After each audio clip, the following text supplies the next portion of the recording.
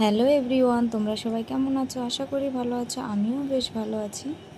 আর এখন আমি তোমাদের সাথে শেয়ার করছি প্রথম দিন দীঘায় এসে বিকেলবেলা আমরা কোথায় কোথায় এসেছি।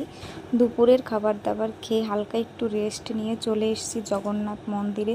আর মন্দিরটা একদম অসাধারণ ছিল। তো তোমরা কে কে মন্দিরে এসছো আমাকে একটু কমেন্টে জানিও। খুব সুন্দর ছিল।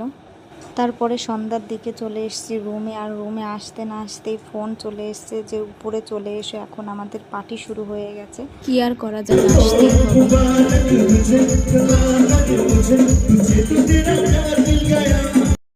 আর এখানে আমি খাবার নিয়ে বসে পড়েছি। খাবারের আইটেম অনেক কিছুই ছিল আর গানগুলো খুব ভালোই লাগছিল শুনতে।